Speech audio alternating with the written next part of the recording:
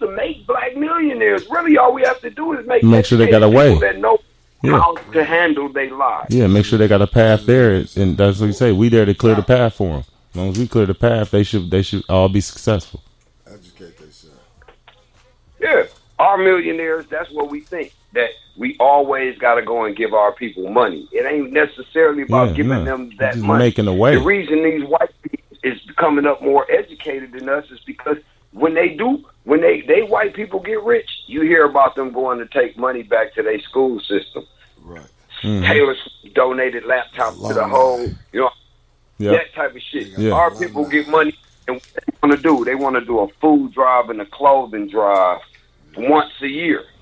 So you're going to give a motherfucker outfit, but you ain't going to teach him how to get enough to go get his own outfit. Exactly.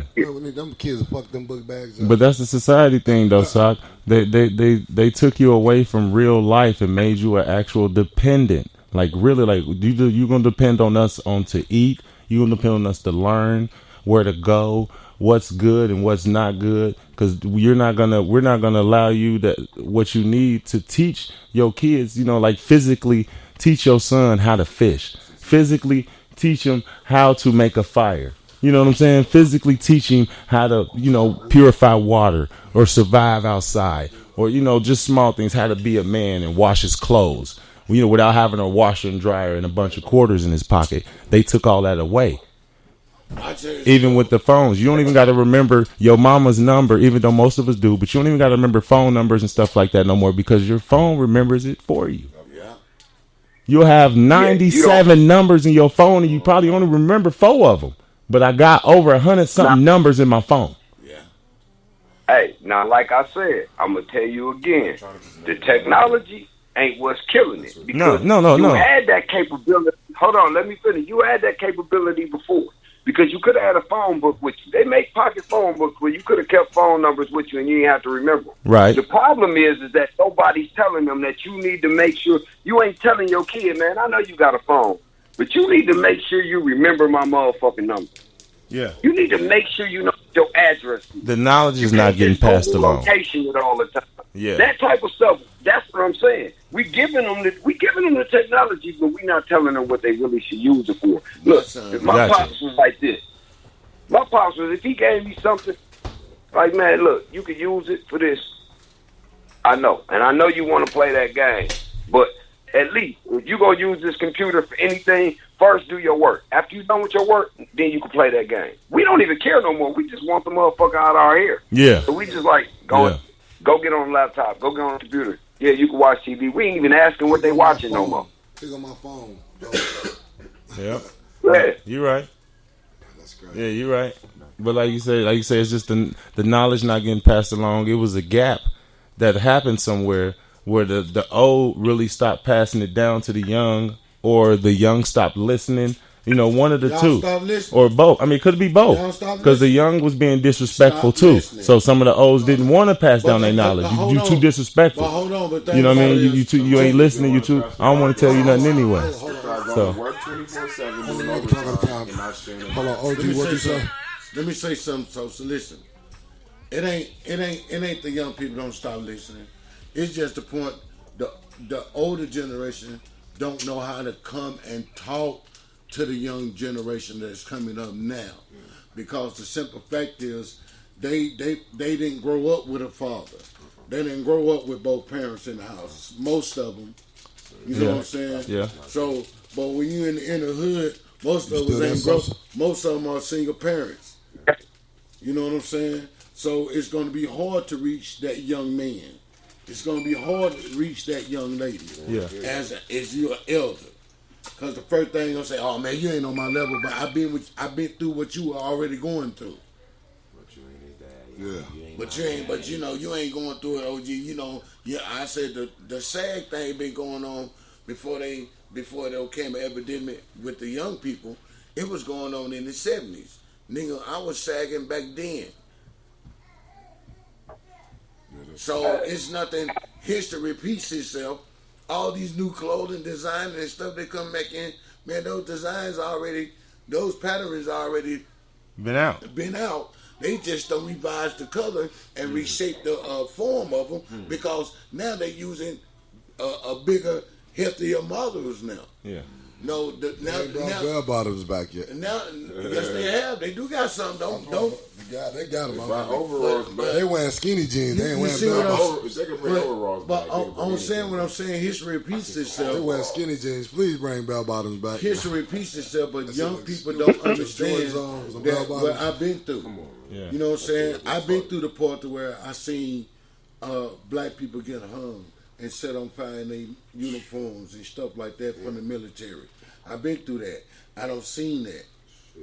That's what I'm saying when I be trying to talk to some of these young cats out here, man, while they standing on the corner in front of the stores with their radio blasting and everything. And that ain't where it's at. That's where they want to keep you at. Because that's where your mindset at. Yeah. You need to change your mindset. Look, I agree with you to a point, B. I really do. But I think fathers, non-existent fathers, get a bum rap. Number one, because I've been around a long time, so I've seen a lot of different reasons why fathers ain't around. And it ain't always because of the man. You know what I mean? No, you're right. You're right. Hold on.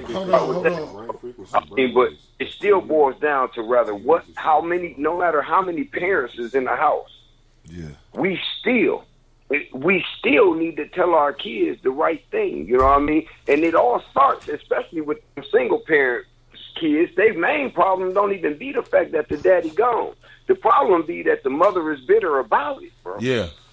Because I know plenty single mothers that raise sons that's smart, cool, don't do nothing wrong, educated, you know what I mean? That they respectful. And I know some that just be like, fuck a nigga because fuck my daddy because that's what the woman was saying to him. Yeah. And you ain't saying that single mothers gotta big up the nigga that ain't there, but hell, why do you even have to focus on him? You're the first person that teach son to dwell on the negative. What you should be trying to teach him how to do is what Shaq mama did, how to overcome without that nigga in your life. Yes. Exactly. And what Jay-Z mama taught him to do. Well, see, I understand that. And my mom did the same thing, too. Exactly. No. You know what I'm saying? But when you, as a young man, you want to reach back and ask your father what happened while you wasn't there, I didn't go to my dad like that. I told the nigga, if you want a relationship with me and my sons now, that what we had in my life now, when I finally met the nigga when I was 37 years old, you know what I'm saying? We had the best time before he passed away that we had when I was 16, 17, growing up. You know what I'm saying? So I caught the last good years that he had before he passed away. Then I realized, you know, what the issue was.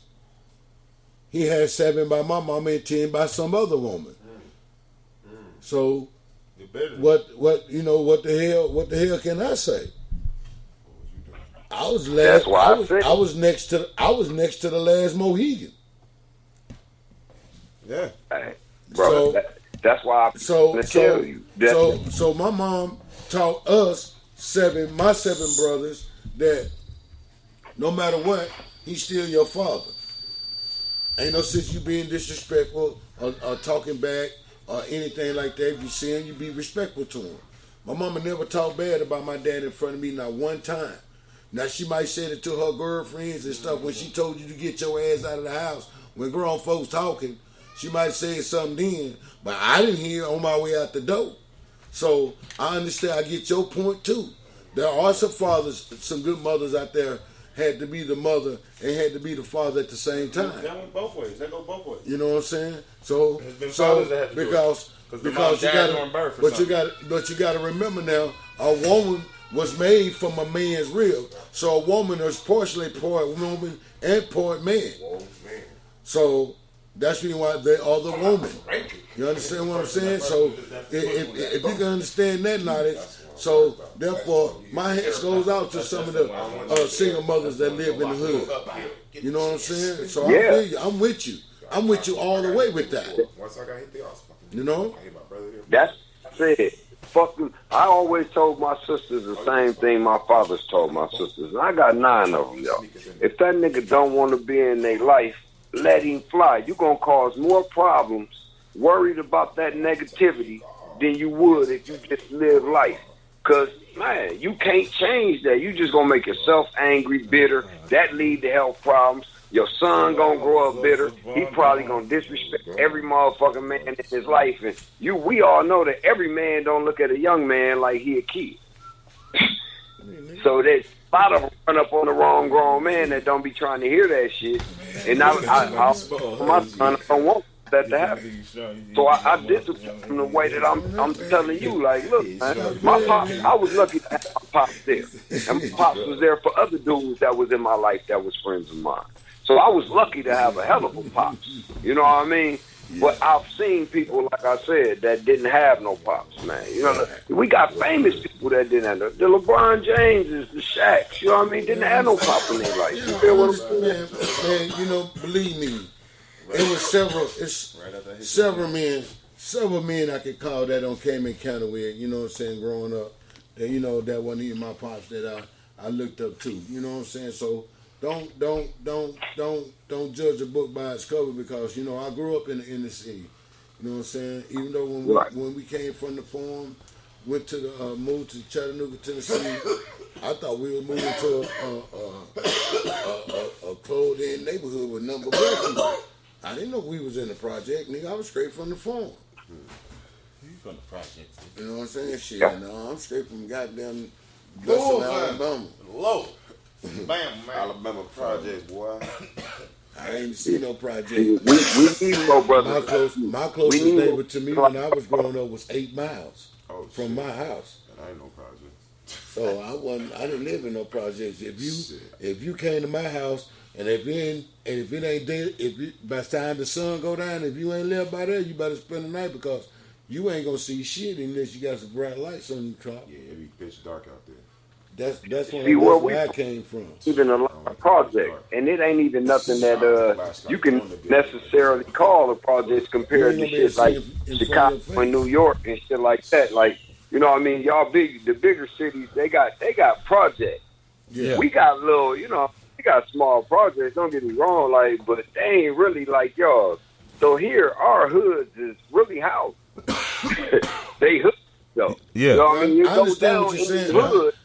They're like you're more like saying you're in the suburban urban part of the city, but it's more like the hood. But it's supposed to be the hood side of the city, where the roughnecks and toughnecks supposed to be at. That's what you're really saying, right? Yeah. So Okay. I'm just basically saying anywhere that we got. Our problem, man, is that we let the corporate America convince our millionaires that when our black people like us is telling them we need y'all to come back. And me personally, I don't care what you make your money off of. You don't necessarily have to be a motherfucking reverend to care about my kids or the school system in the place that you came from, or women suffer from breast cancer. You don't necessarily have lost a mother or a sister from breast cancer to want to give to that motherfucking charity, in my mind. You feel what I'm saying? Mm-hmm. So we let people convince us that that when people ask you to come back and give back, that they begging, that they just want your money. That no, bro. Any system you think of, the way that they got the power, how did they get the power, my nigga? Yeah. Through money. Why do you think Robin Hood was famous? Why do you think Robin Hood got so famous? They didn't get the power marching. Exactly. They didn't get the power marching. They didn't get the power kneeling. They didn't get the power boycotting. That ain't how they got the power. Yeah. They want to misdirect us into how we going to get an even power structure. That only way you going to get it is for that money. It's about taking over, straight takeover. Why the fuck would I listen to a busboy when I walk into a fucking steak restaurant as a motherfucking guest? Exactly.